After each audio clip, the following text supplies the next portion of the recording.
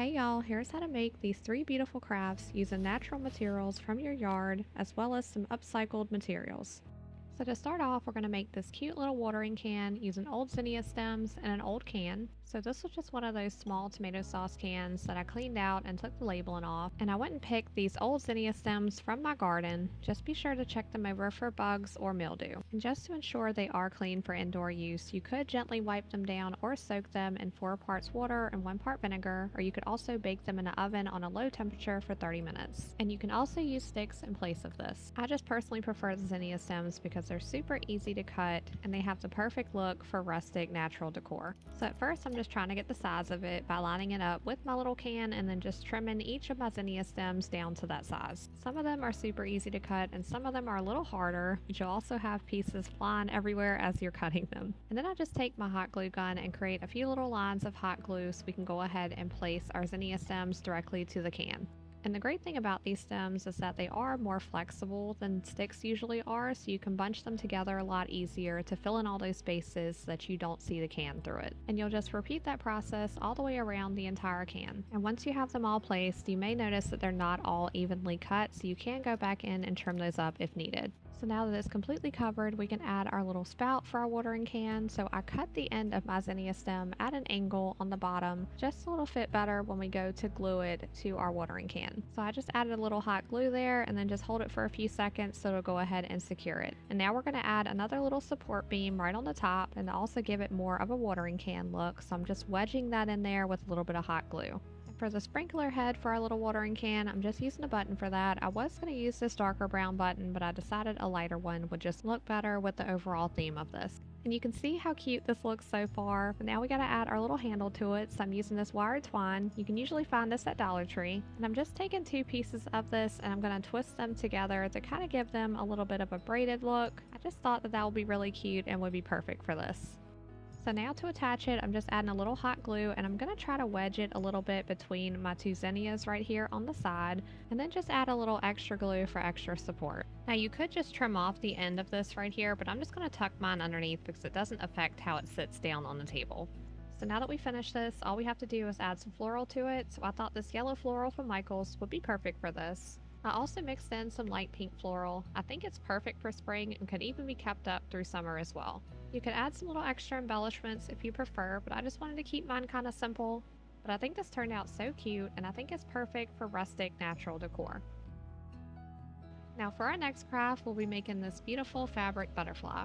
And I got this beautiful bundle of fabric from Amazon. I will have that link down below for you guys if you're interested. It came with 12 pieces and they're 10-inch by 10-inch squares. And again, I'm using my zinnia stems from my garden for this craft. And I'm using the full 10-inch by 10-inch square for this, and I'm just starting out by creating an X with my zinnia stem. And I'm using my hot glue gun to add some hot glue to the zinnia stem directly. You could also just draw your line on your fabric and then place your zinnia stem on top, but it's really just all in your preference on how you feel is easier to do that. Now for the other part of our X, I did cut my zinnia stem in half, so that way it wasn't overlapping in the center.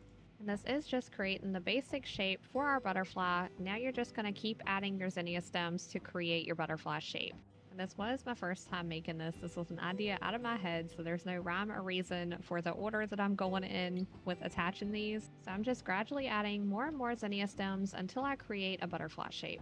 I did want the fabric to show through somewhat though, so I didn't want to completely cover it with zinnia stems, so I did leave some space in between them. And now to close off each of our wings, I'm using more of a curved shaped zinnia stem, so that way it gives it more of a rounded shape instead of a more square shape and gives it more of a butterfly look. And that is the beautiful thing about using zinnia stems, or if you use sticks instead, you can usually find all different unique pieces, some that are curved and some that are straight, but they all will have their own uniqueness and character to each of them. So now that we have it all glued down in our butterfly shape, we can trim off the excess fabric. And this is also where I trim off those extra pieces on the corner. As you'll see, you can trim off anything extra that you need to and try to cut it as close as you can to your zinnia stems. Now that it's completely trimmed up, I'm going to add my little body for my butterfly. And for the final touch, I'm using 2 little smaller pieces of my zinnia stems as the antennas. Now y'all, I wanted to add a few little extra pieces on both the top and bottom wings. I just felt like it needed a little something extra. And it did also make it a little more sturdy and added to the look overall. Here's a close-up of the wings. I think this turned out so beautifully, and I just love the rustic vintage style this has. And now for our final craft, this pressed flower Suncatcher. And for our natural material, I have this moss growing out on our patio, so I'm just pulling that up right off of my patio. And to naturally dry this out, you'll leave it in a well-ventilated area for 4 to 6 hours. And if you're worried about bugs or anything, you can leave it out for a few days. And for my plastics, I'm using these Tropicana bottles, and come to find out, y'all, it's super easy to remove the labeling on this specific brand. It doesn't leave behind any residue or anything, so these are perfect for crafting if you do already drink this. We drink a lot of this in my house, so this works for me, but you can try other bottles as well if you don't have this particular one on hand. You can also use strawberry containers or any other type of plastic that you may be able to save for crafting. And for the first step, I'm just trying to poke a hole in this with my box cutter. Just be careful with doing this, of course. I just wanted to create enough opening for my scissors to go in there easily so that I could cut off the top portion. And once I cut the top off of this bottle, I just cut along those edges of the bottle. So right on those rounded edges is where I'm cutting it because I want the more flatter side of the plastic to use for crafting. So we're trying to create little sheets for us to craft with. So now I'm just cutting off the bottom of the bottle. It just makes it a lot easier for cutting these pieces down. So now we can move on into creating our little shapes. So I really love doing the little hearts. So the first one that I'm doing is a little heart shape. So I'm just trying my best to freehand this and just cutting out a little heart. It doesn't have to be perfect, y'all. It can be a little wonky. I think that gives it extra character anyway. It makes it more cute. And I'm just using that first heart to cut out my second heart. So that way they're the same shape. So when we put them together with our flower in between it, they line up. This part can be a little tedious, but again, it doesn't have to be perfect. Just do the best you can for this because I promise it will be cute once you add your little flowers and your little border around your heart. And if you don't want to go with a heart, you can just cut out a simple circle. You can even use something to trace out a circle if you're worried about it not being an actual circle. Mine is a little wonky, but it's okay because I promise once you add your border to it, you won't even notice. So now we have all of our little plastic pieces cut out. We can move on to adding our flowers. So this is my dried flower collection. This is all of my flowers from my garden, as well as a few that I bought from Amazon. You can just buy your dried flowers if you prefer. And I will be using Mod Podge, but you can also just use Elmer's glue in place of this. So for our first one, I'm going to be using my little hearts, and I'm just picking out some flowers that I want to use for this. So first, I'm just doing a little dab of my Mod Podge or your Elmer's glue, just to have your flowers stick to the plastic. This is just to hold it in place enough so that it's not moving around on you when you're trying to place your top on this. And I wanted to fill mine in as much as possible, so I used 3 different little flowers that I had, and now we're just adding our top to it.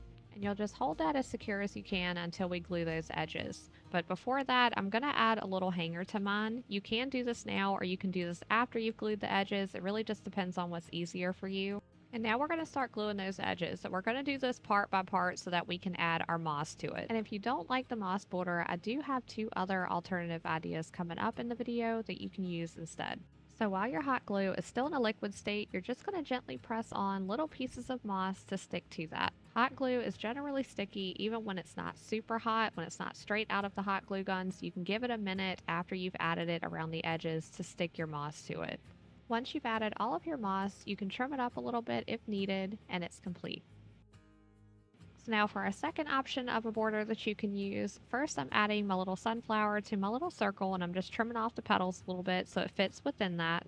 And again, we're just going to hold it securely and glue right along those edges, but this time we're going to glue it all the way around before we add any border to it. But I still do it part by part to let it dry before I move on to the next section. Now sometimes if your plastic doesn't fit flat together or your flower's a little thick, the plastic might not close together, so you may have a little gap like this. You'll just have to add a little bit of glue and then push those edges together to make it secure. Now for the border for this one, I'm using this leaf twine that I got off of Amazon, and I'm just doing a little layer of glue right along the edges of my little circle and then just attaching that directly to that. And I only do this on one side of mine, but you can do it on both sides, so that way you don't have to worry about which side is showing. And for this one, I didn't add my little hanger in between my plastic, so I'm adding that after the fact. So I just added a little dab of glue to make a little hanger for this. And here's how it looks in the sun. And for my last alternative option for the border for this, I'm just following the same process. We're just going to glue right along those edges, and we're going to let that hot glue dry again this time before we add anything. So once your glue has completely dried, you'll just need some glitter and some Mod Podge or either Elmer's glue. And I'm using a piece of cardboard because that's what I'm going to use to put my glitter on to make it easier for dipping the edge of my little heart into that. So you're just painting over those glued edges with your Mod Podge or with your Elmer's glue, and you're just going to dip that into your glitter. Now this will be a little messy. You may have a little bit of glitter on the center part of your little heart, but it doesn't take away from it. If anything, it just adds a little more sparkle to it. I think it's really, really beautiful. So now for the final step, I'm going to be using this old stick from my yard to attach them all to. So I'm just taking my twine hanger and just wrapping it right around the stick. I do try to position the twine to where the front side of my little heart or my little circle is facing the way that I want it to be. So I usually add a little dab of hot glue and then just twist my twine until it's facing the way that I need it to face. And we're just going to repeat this process for the rest of them. I do attach some of them higher and some of them lower just to alternate them a little bit and give it a little more character. And so this is how it looks once it's all complete. It's really beautiful with the sun shining through the flowers. I also love how it looks against the wall as well. So you could hang this by your window or you could hang it on your wall, whichever you prefer. But I think all three of these projects turned out so beautifully. I really hope you enjoyed this video and found it helpful. Let me know what you think down in the comments, and be sure to hit that thumbs up if you enjoyed the video. But thank you so much for watching, and I will see you on the next one.